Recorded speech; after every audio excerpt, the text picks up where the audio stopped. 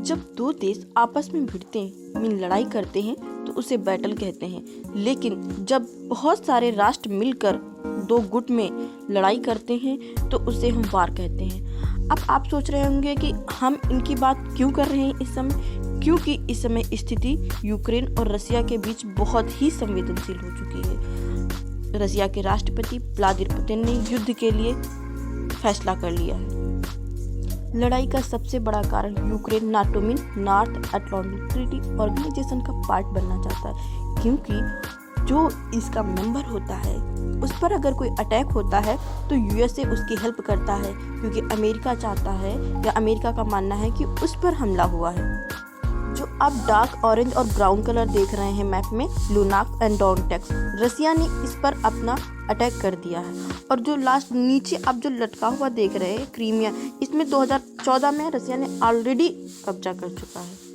Ukraine जो है natural gas का सबसे बड़ा सोर्स है, इसलिए यूरोपियन कंट्री चाहते हैं कि इनका कब्जा हो जाने पर, मतलब इनके सपोर्ट में हो जाएगा तो ये उसका यूज करेंगे। लेकिन रसिया नहीं चाहता है कि यूक्रेन उसके पार्ट से हटे, क्योंकि अगर यूक्रेन नाटो का मेंबर बन जाता है तो रसिया पर अटैक करना ईजी हो जाएगा।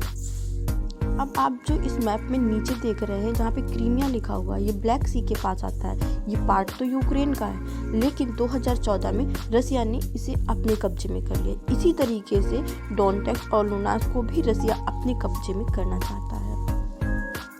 इस तरीके से यूक्रेन को रसिया और बेलारूस ने मिलकर के घेर लिया है।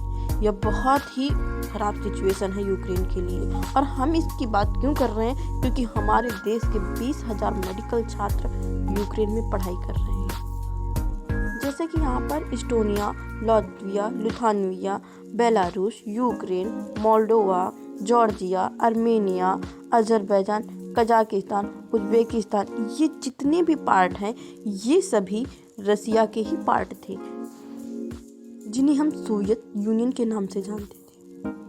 ये जो डोनेट्स्क वाला पार्ट है ये एक सेपरेटिस्ट में आता है, मीन रसिया के लोग यहाँ पर ज़्यादा समर्थक में हैं। और आज़ाद यूक्रेन के दो पार्ट हैं, क्योंकि यहाँ पर दो तरीके के लोग हैं, दो गुटों में डिवाइड हैं।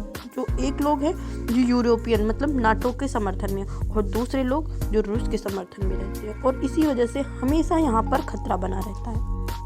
इंडिया ने अभी किसी भी पक्ष में जाने का निर्णय नहीं लिया है, क्योंकि रसिया इंडिया का बहुत ही अच्छा दोस्त है। हमेशा उसने इंडिया की हेल्प करी, और आज भी मेक इन इंडिया होने के बावजूद भी हम रसिया से ही अपना 60% वेपन लेते हैं। भारत अमेरिका का अभी नया नया दोस्त बना हुआ है। अगर यह युद्ध हुआ तो पूरे विश्व की आर्थिक स्थिति पर बहुत असर पड़ेगा, और इसका असर भारत पर भी पड़ेगा। वैसे सभी देश like France, German, Italy, UK सब यूक्रेन का समर्थन तो कर रहे हैं, लेकिन अभी सामने यूक्रेन के लिए कोई नहीं आया है, और यूक्रेन अकेले ही रसिया से लड़ाई फेस कर रहा है। लेकिन यह लड़ाई किसी बराबरी की नहीं है, क्योंकि रसिया के सामने यूक्रेन कुछ भी नहीं है। सैनिक 2,90,000 रूस के पास, लेकिन यूक्रेन के पास 1,10,000 ही है। जेट की बात करते हैं 1511, यूक्रेन के पास सिर्फ 98। हेलीकॉप्टर 544 रूस के पास और यूक्रेन के पास 34। इसलिए कोई कंपेयर ही नहीं है कि इन दोनों का युद्ध बराबरी पर होगा। यूक्रेन ने बोल दिया है अगर कोई आम नागरिक भी देश के लिए लड़ना चाहता है तो उसे वेपन देने के लिए तैयार है। इस लड़ाई का मेन कारण नाटो में नॉर्थ अटलांटिक ट्रीटी ऑर्गेनाइजेशन माना जा रहा है, क्योंकि यूक्रेन उसमें मेंबर बनना चाहता है।